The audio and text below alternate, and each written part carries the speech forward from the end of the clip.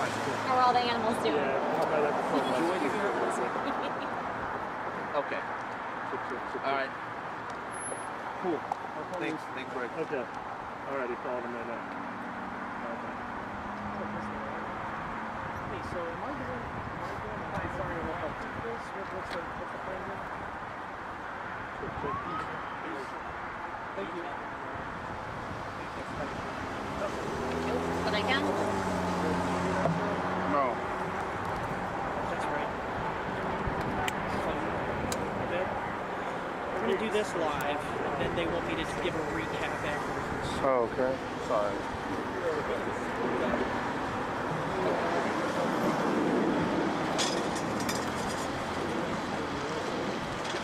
Oh, that sun is right in my eye. Do I need to move? Maybe? Could we flip around to the other side? Should we just slide? Should we slide a little bit this way? Should we slide this way? Yes, please. Just everybody kind of shift? Or is that better? Is that better for everybody? Yeah, that's much better. Okay.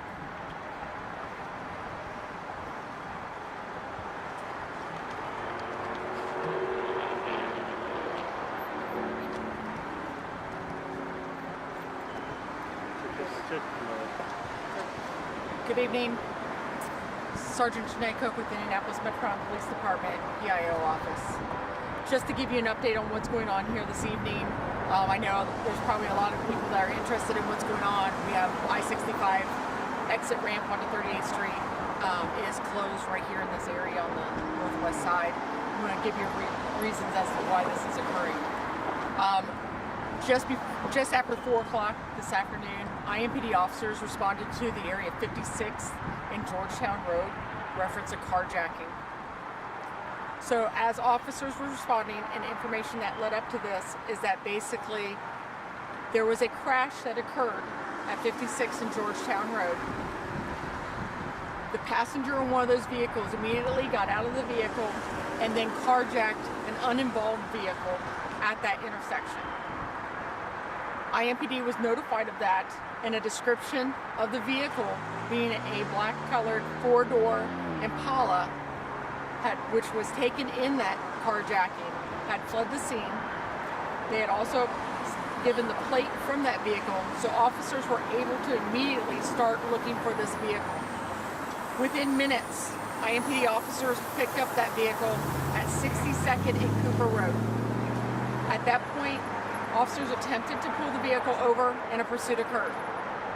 The pursuit went on and led here to the I-65 on-ramp at Kessler Boulevard. As officers went down onto the on-ramp, the vehicle then stopped. Officers stopped behind it, got out of their vehicle.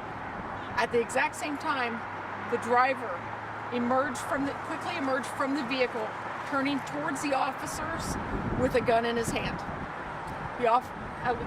Two officers fired their weapons, striking the suspect. As other officers arrived, they safely approached the suspect. They then applied first aid to the suspect until IMS arrived here at the scene. A gun was located right there by the suspect as they were doing their first aid on him. We do know that this is an adult male. He was transported to Eskenazi Hospital where he is currently in stable condition. Right now, we do know that, like I said before, a weapon was located there at the scene. No officers were injured during this incident. The officers' body-worn cameras were all activated during this incident and recorded the incident. The Indianapolis Marion County Forensic Services Agency responded to identify and collect all potential evidence. The Marion County Prosecutor's Office also responded to the scene, is assisting in the investigation.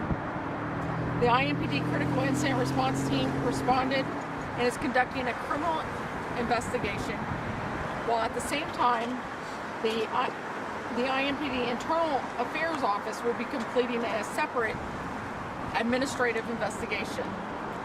These are all standard procedures that are done in any Indianapolis Metropolitan Police Department officer-involved shootings.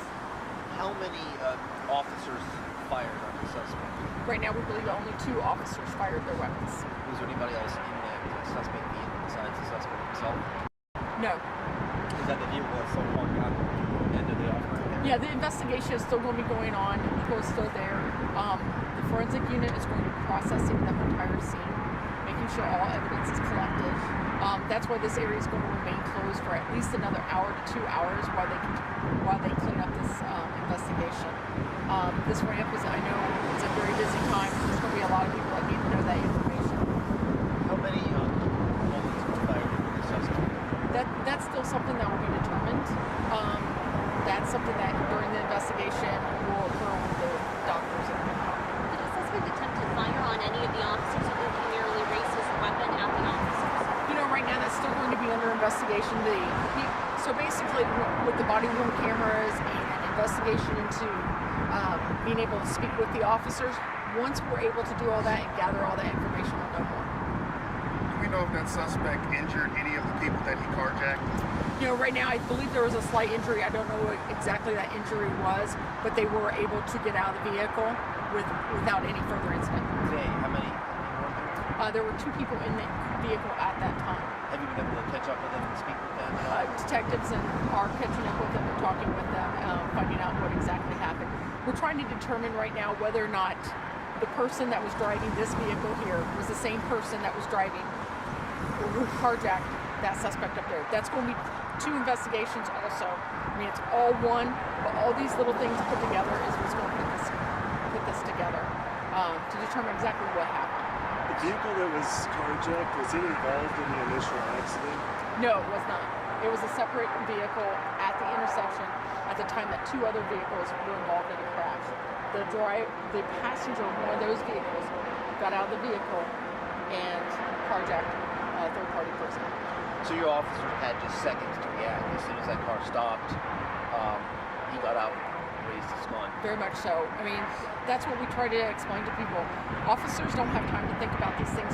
We don't have time to sit back and, watch what happened and think about every different scenario that may be occurring. But the split time that we have to make a decision, and here it is, just moments. I mean, as they're getting out of their vehicle, and all of a sudden, he jumps out of his vehicle and turns to them with a weapon in his hand. Is the suspect white male or black male? Black man. You mentioned that the suspect was taken to Eskenazi in stable condition. Is he still in critical condition as well? He was taken in critical condition, but he is currently in stable condition. Thank you.